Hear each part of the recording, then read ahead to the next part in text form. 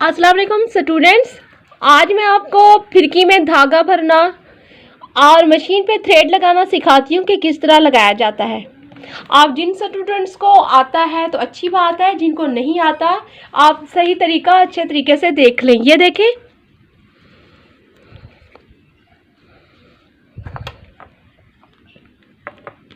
फिरकी होती है ना, फिरकी को बाबन भी कहते हैं, ठीक है, इंग्लिश में इसे बाबन कहते हैं। इसे थोड़ा सा इसके ऊपर आपने थ्रेड को लपेटना है, ठीक है। थोड़ा सा लपेटने के बाद ये देखें, यहाँ पे फिरकी भरी जाती है। इसे उर्दू में फिरकी भरने वाला पुर्जा कहा जाता है और इंग्लिश में इसे बाबन विंडर कहा जाता है। ये देखें, ये देखें, इसी को आपने इसके ऊपर लगाना है, ठीक है। और इसको ऊपर वाला जो हिस्सा होता है इसको इसके ऊपर दबा देना है ऐसे। अब नीचे यहाँ गौर से देखिएगा, ये नलकी लगाने वाला कील भी कहते हैं ऐसे, और सपोल पिन भी कहते हैं, ठीक है। इसे इसके ऊपर लगानी होती है और यहाँ से ये देखें, ये जो लगा हुआ है पुर्जा एक, इसी को, इस थ्रेड को इसके नीचे से ऊपर को दबा देना है, ठीक है। ये बिल्कुल सेट हो जाता है। अब देखें, थ्रेड को यहाँ से आपने पकड़ना है और मशीन को चलाना है। हत्थी वाली मशीन है तो आपने हत्थी को घुमाना है, अगर बिजली वाली मशीन है तो आपने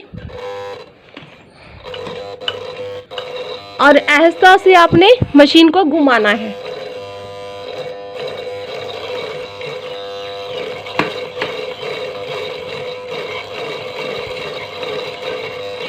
ठीक है, इस तरह से आपने फिरकी में जितना आपका दिल करे आपने थ्रेड भर लेना है। दिल करे ये नहीं आपने ओवर भर देना है, जितनी फिरकी में जगह हो, ठीक है। ये देखें, ये जो फिरकी में जगह होती है इससे थोड़ा सा आप कम भर सकती हैं, इससे ज़्यादा नहीं भर सकते। थोड़ा सा जब भी फिरकी भरें थोड़ी सी कम भरें। फुल भर के आप सिलाई करेंगी, शटल में धागा फंस सकता है, सिलाई में सफाई नहीं आ सकती, बहुत सारे प्रॉब्लम्स हो सकते हैं। इसे नलकी लगाने वाला कील भी कहा जाता है, सपोल पिन भी कहा जाता है।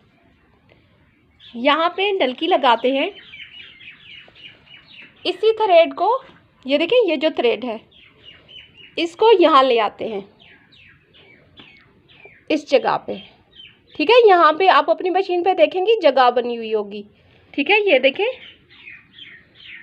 इसको यहाँ पे ले आते हैं इस थ्रेड को, फिर देखें यहाँ ले जाते हैं थ्रेड को, ठीक है। ये देखें, इसी को यहाँ से, ठीक है, यहाँ से लेके फिर यहाँ ले आते हैं, ठीक है। अब इसके अंदर थ्रेड डालते हैं। ये देखें, ये होल बना हुआ है, इसके अंदर थ्रेड डालते हैं। मैं आपको डाल के दिखाती हूँ फिर। ये देखें, इसी होल के अंदर मैंने थ्रेड डाला है, उसके बाद इस होल में थ्रेड डालना होता है, ठीक है। ये भी मैं आपको डाल के दिखाती हूँ। ऊपर से नीचे को ये थ्रेड डाला है मैंने, ये देखें। अब आपने, ठीक है, ये देखें, मैंने पर्दा हटाया है ताकि सुई नज़र आए आपको। ये मशीन की सुई है और आपने यहीं से आपने थ्रेड डालना है और दूसरी तरफ को निकालना है। ये भी मैं आपको डाल के दिखाती हूँ, ठीक है। यहाँ से डालते हुए देखें, यहाँ से सुई में थ्रेड बाहर आ गया है और आपने दूसरी तरफ से थ्रेड को खींच लेना है, ठीक है। इस तरह से ये थ्रेड डाला जाता है। अब फिरकी में किस तरह लगाई जाती है आपको वो बताती हूँ। ये देखें, ये बाबन है यानी कि फिरकी, ये बाबन केस है यानी कि डब्बी। इसी बाबन को बाबन केस में लगाएंगे यानी कि फिरकी को डब्बी में लगाएंगे।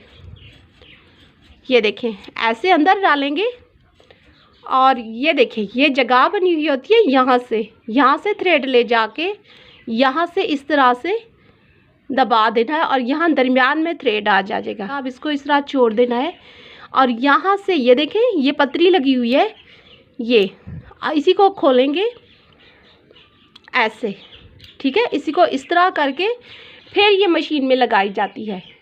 मशीन में किस तरह लगाई जाती है अब आपको वो तरीका बताती हूँ। ये देखें स्टूडेंट्स, इसको साइड प्लेट कहा जाता है। इसी को खोलकर आप यहाँ से भी अंदर शटल में डब्बी लगा सकती हैं और अगर नीचे से ले जाएं हाथ को तो नीचे से भी आप लगा सकती हैं।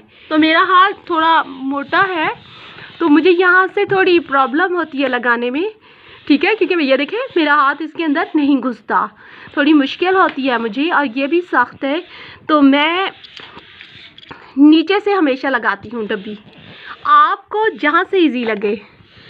ये देखें उसी तरह पतरी को मैंने पकड़ रखा है, ये देखें ये जो पतरी मैंने आपको समझाई थी इसको पकड़ रखा है और यहीं पे ये जो अंदर कील लगा होता है, ये देखें ये जो कील नज़र आ रहा है यहीं पे आपने इसके अंदर डालते हुए और जब आप लगाएंगी ये देखें टिक की आवाज़ जब आए ना समझ जाए कि डब्बी जो है सही लग गई आपने।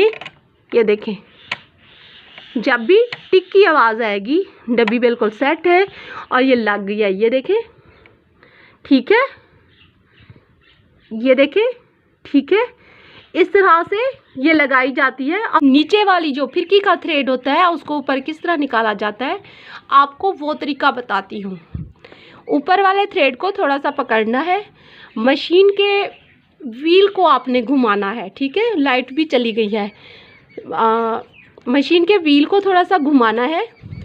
फिरकी डब्बे वाले थ्रेड को मशीन ने ऊपर खींच लिया है, इसी थ्रेड को आपने ऊपर इस तरह से कर लेना है, ठीक है, और दोनों को पकड़कर बैक साइड पे कर देना है।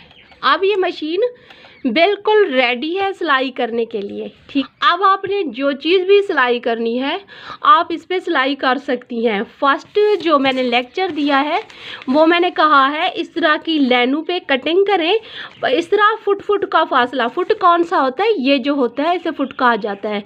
इतने गैप से आप इतना गैप रखें, इसी पे आपने सीधी खूब कटिंग करनी है और इसी पे आपने खूब सिलाइयाँ लगानी है, ठीक है। 8-10 दिनों तक इस पे प्रैक्टिस करेंगी तो आपका हाथ बिल्कुल सीधा सेट हो जाएगा, ठीक है। अल्लाह हाफिज़, दुआओं में याद रखिएगा।